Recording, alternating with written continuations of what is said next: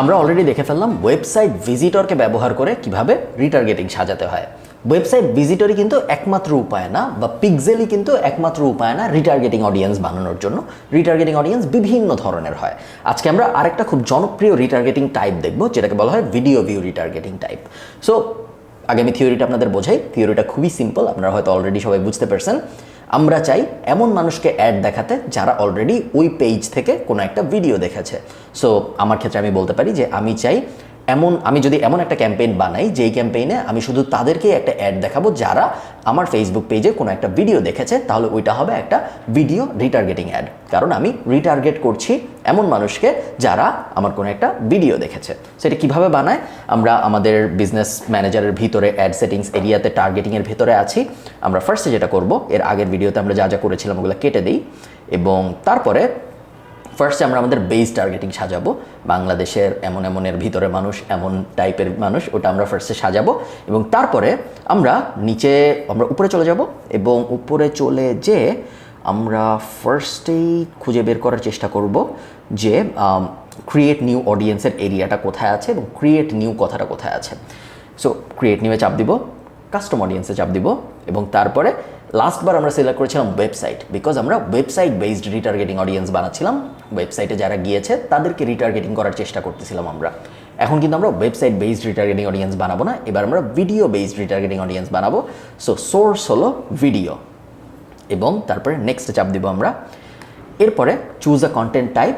দেখুন ফেসবুক আমাকে বলতেছে যে তুমি কি চাও, তোমার ভিডিওর 3 সেকেন্ড যারা দেখছে, তোমার নর্মাল ভিডিও যেগুলো তুমি পেজে আপলোড করো, ওগুলোর 3 সেকেন্ড যারা দেখেছে তাদেরকে তুমি অ্যাড দেখাবা, ওগুলোর 10 সেকেন্ড যারা দেখেছে তাদেরকে তুমি অ্যাড দেখাবা, পুরো ভিডিও যারা দেখেছে তাদেরকে অ্যাড দেখাবা, 15 সেকেন্ড যারা দেখেছে তাদেরকে অ্যাড দেখাবা, 25%, 50%, 75%, 95%। অ্যাজ আ মার্কেটার আপনি হয়তো অলরেডি বুঝে ফেলছেন, বাট তারপরে আমি যদি আপনাদের আরেকটু ডিটেইলে বোঝাই, আমি যদি people who have watched 95% of your video, এই টাইপ মানুষকে আমার অ্যাডটা দেখাই, তাহলে সেই অ্যাডের কনভার্সন অনেক বেশি হবে। কারণ এই সব মানুষ আমার কোনো একটা নর্মাল ভিডিওর বা ওই পেজের কোনো একটা নর্মাল ভিডিওর 95% দেখেছে।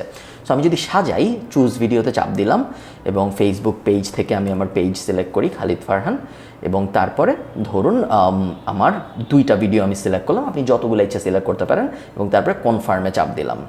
এখন ব্যাপারটা কি হলো দেখেন, আমি ফেসবুককে বলতেছি যে মানুষটা এই 2টা ভিডিওর 95% দেখছে, সো ভিডিও যদি হয় 10 মিনিটের, সে 9.5 মিনিট দেখছে, এইরকম যারা আছে শুধুমাত্র তাদেরকেই আমি এখন যে অ্যাডটা বানাবো ওই অ্যাডটা দেখাবা। অ্যাডের কিন্তু কনভার্সন অনেক ভালো হবে, বিকজ আমি শুধু এমন মানুষকে অ্যাডটা দেখাচ্ছি যারা আমার নর্মাল ভিডিওর 95% দেখে। সো তাদের কনভার্ট হওয়ার চান্স অনেক বেশি, তারা অলরেডি আমাকে চেনে, তারা অলরেডি অ্যাওয়্যার।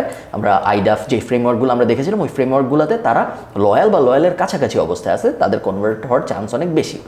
2টা ভিডিও কেন আমি সিলেক্ট করছি? কারণ আমি একটা সিলেক্ট করা রেকমেন্ড করি না, বিকজ অনেকেই একটা ভিডিও দেখে ফেলতে পারে র্যান্ডমলি। ধরেন তার ইন্টারেস্টের সাথে মিলে গিয়েছে, তার হয়তো রাশিয়া ইউক্রেনে কি হচ্ছে এটা হয়তো জানার খুব একটা আগ্রহ ছিল, ওখানে ওই সময় সে একটা ভিডিও পেয়ে গিয়েছে। বাট আমি যখন 2টা সিলেক্ট করবো মিনিমাম, বা 2-এর বেশি সিলেক্ট করবো, যত বেশি সিলেক্ট করা যায় তত আসলে ভালো, তাহলে সবকটা ভিডিওর 95% মিনিমাম দেখেছে এরকম মানুষ ফেসবুক খুঁজে বের করবে। সো একটা ভিডিওর 95% যে দেখেছে সে যতটুকু লয়াল, 10টা ভিডিওর 95% যে দেখেছে সে তার থেকে আরও বেশি লয়াল, তখন আমার অ্যাডটা আরও এফেক্টিভ হবে। এখন এটার কিন্তু একটা উল্টা সাইডও আছে। যত বেশি হাইপার টার্গেটিং করব আমি, তত আমার অডিয়েন্সের কনভার্সন বাড়বে, বাট অডিয়েন্সের সাইজ কমবে।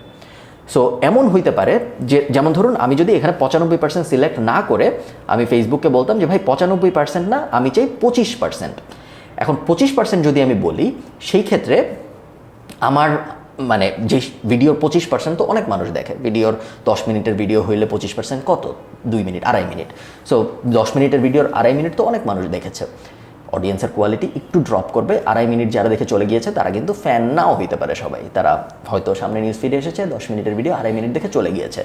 অডিয়েন্সের কোয়ালিটি একটু কমবে, বাট অডিয়েন্সের সাইজ বড় হবে। আমি কি বোঝাতে পারছি? সো কোয়ালিটি একটু কমতেছে, অত হাইপার টার্গেটেড, অত লয়াল ফ্যান এখন আর আমরা পাচ্ছি না, বাট অডিয়েন্স পুলটা বড় হচ্ছে, অনেক বেশি মানুষ পাচ্ছি।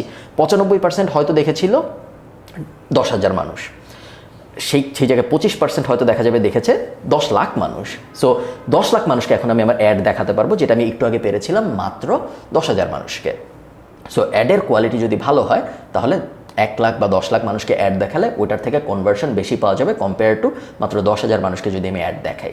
সো অ্যাজ আ মার্কেটার আপনার যেই প্রজেক্ট নিয়ে আপনি কাজ করছেন, যেই ক্যাম্পেইন নিয়ে আপনি কাজ করছেন, আপনার চিন্তা করে বের করতে হবে, আচ্ছা আমি কি এক্সট্রিম লয়াল মানুষদের টার্গেট করব, নাকি আমি একটু ব্রড করে আমার টার্গেটিং পুলটা বড় রেখে অনেক মানুষকে অ্যাডটা দেখাবো এবং আরও বেশি মানুষকে 25%কে বা 3% ভিউকে বা 3 সেকেন্ড ভিউকে 10 সেকেন্ড ভিউকে ওগুলোকে আমি কাস্টমার বানানোতে কনভার্ট করার চেষ্টা করব। বিভিন্ন জিনিস আপনার টেস্ট করে দেখতে হবে। আমি আমার ব্যক্তিগত অভিজ্ঞতা থেকে বলতে পারি, আপনি যদি একদম যারা 95% দেখেছে বা যারা 100% দেখেছে তাদেরকে টার্গেট করেন, সেই ক্ষেত্রে আপনার অডিয়েন্সের সাইজটা এত ছোট হয়ে যায় যে ওই সাইজের ভিতর থেকে, ধরেন আপনার সাইজই যদি হয় 10 জনের অডিয়েন্স বা 50 জনের অডিয়েন্স, আপনি তো চাইলেও 100 জিনিস বেচতে পারবেন না, বিকজ মানুষই 50 জন, 100 জিনিস আপনি কীভাবে বেচবেন? সো একটু বড় রাখতে হয় এবং তাদেরকে কনভিন্স করার চেষ্টা করতে হয় ভালো একটা অ্যাড দিয়ে। সেই ক্ষেত্রে দেখা যায় বেশিরভাগ সময় আমরা ভালো রেজাল্ট পাই। এই হলো ভিডিও রিটার্গেটিংয়ের উপায়।